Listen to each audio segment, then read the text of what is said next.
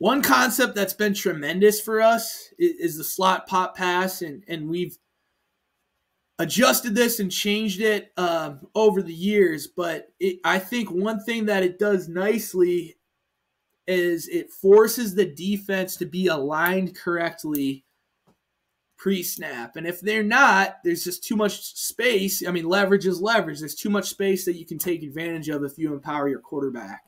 So what you're doing, and I have it split up here, you got 2x2, you've got 3x1. Our 2x2 version, we're always looking at that slot receiver, 5-step hitch, 3 big, 2 small. You can adjust that. You can go off yardage if you want. We like to push deeper on the outside hitch then. We'll read this inside out. 1 to 2.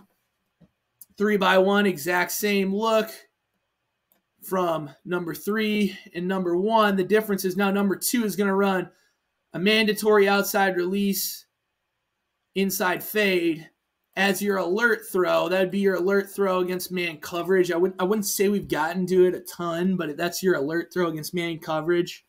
But the big thing is we don't do a lot of putting a triangle on a player and saying that's the read, even though that's kind of what happens. We truly like to read the space when we're running this slot pop pass, as you'll see. See, look here, we're running our pin and pull concept. You're going to get that outside release fade. You're going to get the hitch. And you're going to get the slot pop pass here. And if this is the space we're reading pre-snap, boy, it looks awfully good. It would take this linebacker post-snap running all the way out here to wall that player for us to not feel great about it. So we like this look pre-snap for the throw to pull and throw that thing.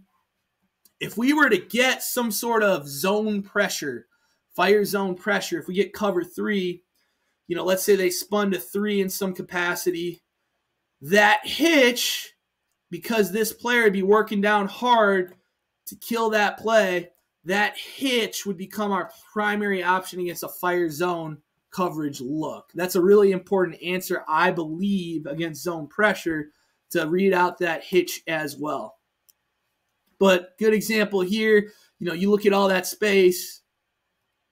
We're able to take that space, get it out to an athlete. And I think it's really extra hard because in pin and pull, we're moving 2 gaps. This is usually the problem child of pin and pull, the backside linebacker who wants to run and rally to the 2 pullers. Well, if he shuffles with it, it really creates a nice space. And this is essentially a stick concept that we're running here. It's an adjusted stick concept. Another version of it here, we start an empty, we get a line, nub trips again. I think nub trips is a great set to run it out of, especially as you install it. Same idea, you can see this linebacker, he's going to have to run all the way out there, or he's going to have to rob. If that's the case, they're being awfully aggressive. Vertical push should hold him in this situation, but we're getting an aggressive look in pin and pull. We can rip that throw, and it's a tremendous answer for us to keep the chains moving here in this situation. Another option would be to throw this inside fade and get good at throwing this inside fade against this look if we think it's man coverage.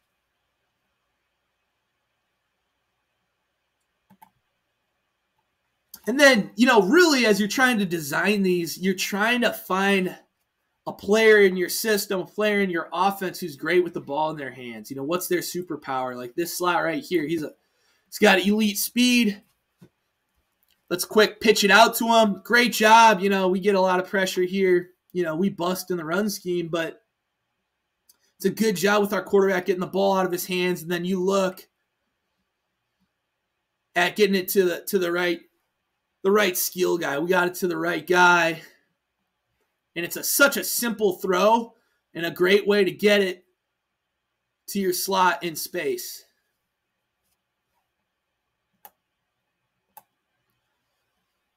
Another look here. Here's 2x2 into the boundary. This is where, we've made an adjustment. We like to hitch this player up, but you could also run an outside release fade to protect it. Running that hitch, it's a great answer against odd front teams who are going to just play that that rover or that extra player, is he going to come? Is he going to play in coverage? You can read him out.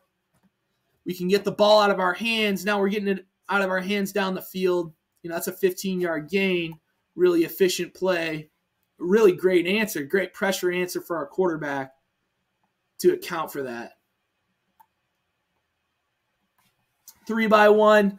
Again, we're reading this space. We can see we have a player in this space. Pre-snap might not be good. He shuffles in.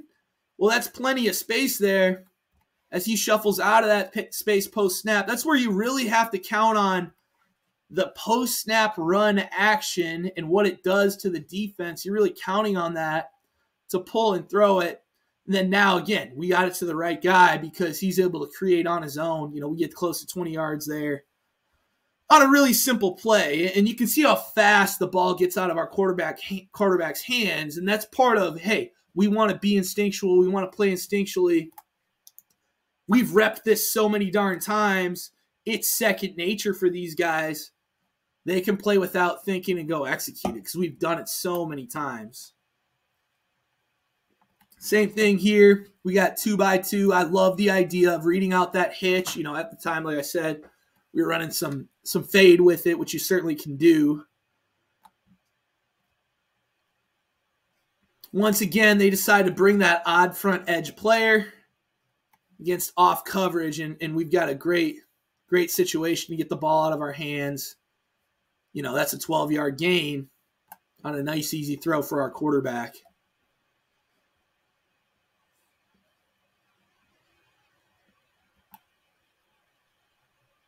Nub trips into the boundary, pin and pull.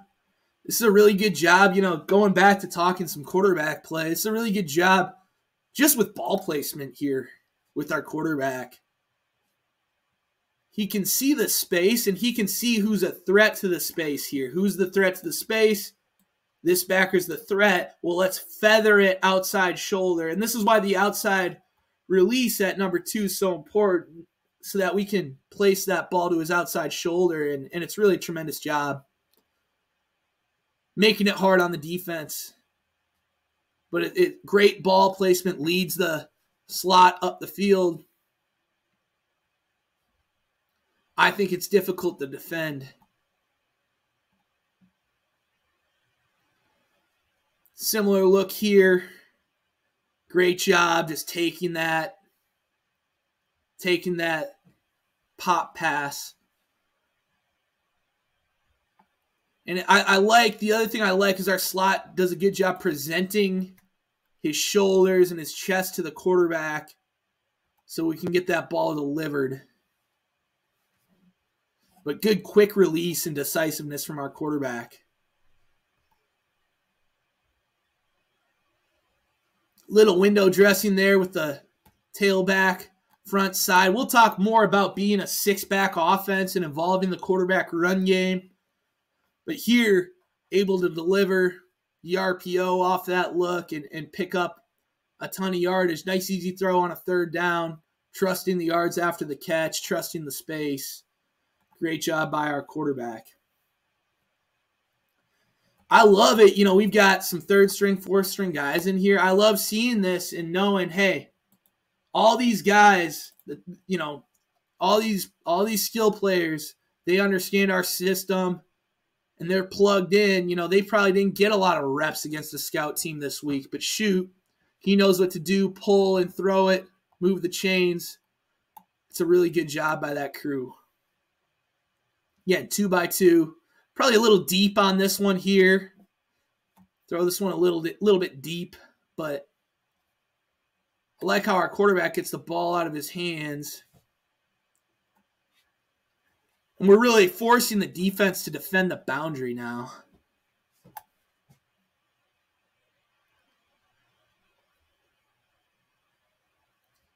Good thing, we got a hard corner leverage there. We got a press corner. Hey, look at all that space in the alley. We can quick take it without a problem.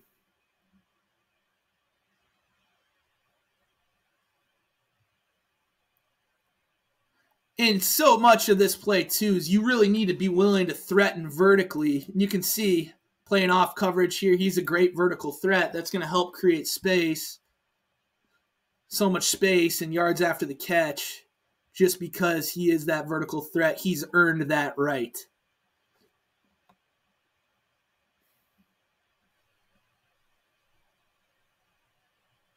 Great job pulling and throwing by our quarterback. You know, something I like to highlight as well, you know, going back to one of the earlier pictures, I think it's a great counter or complement to some of the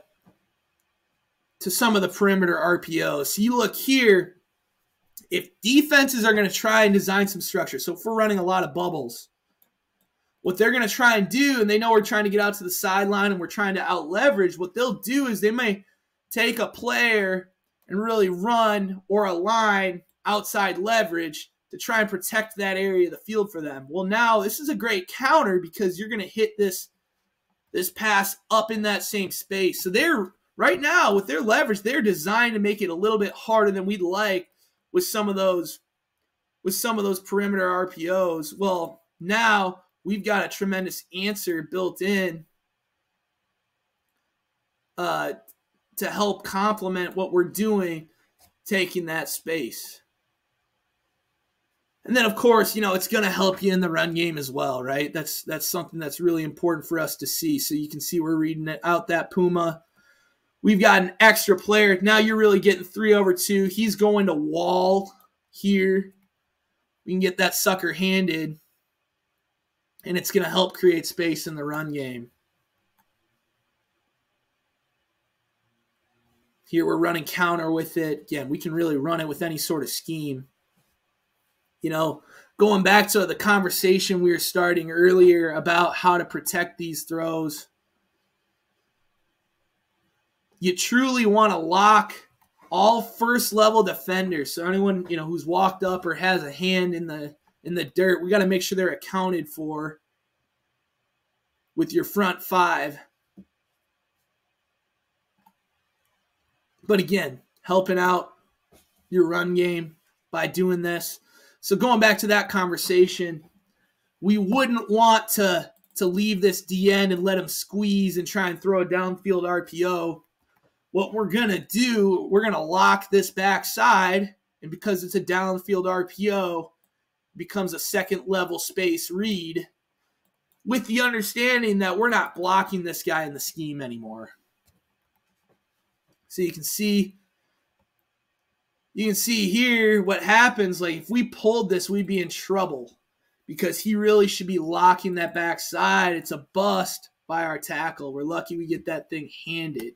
Now, that being said, walked out alignment, it's truly a read that would tell us we can go ahead and hand that thing.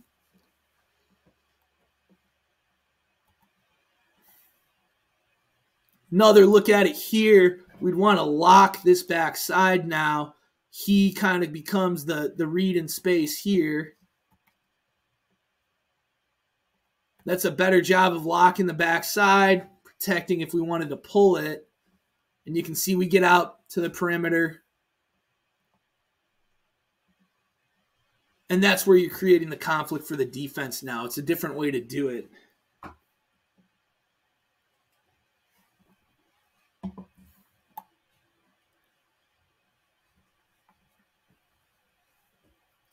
Again, building this stuff in. They do a good job. We clear the RPO. Go ahead and run it. Hopefully you can get to the edge. But helps you in the run game. You know, we always want to demonstrate that these RPOs, yeah, we're getting good free access throws. We also want to demonstrate that it's a great way to create explosives in the run game. Here you can see we're running that pop pass. We cut it back into the pressure. And that's a great example of us getting that explosive look in the run game.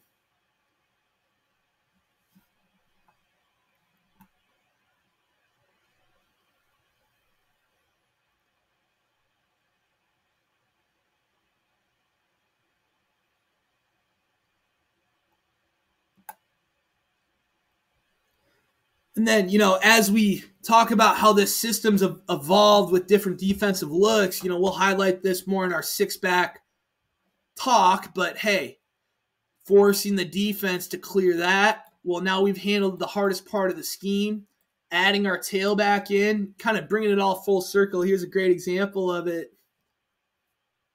And again, we've become that six-back team. It all incorporates together in a play like this, where we can read that out, run a downhill run scheme, and bring conflict to the front side of the run.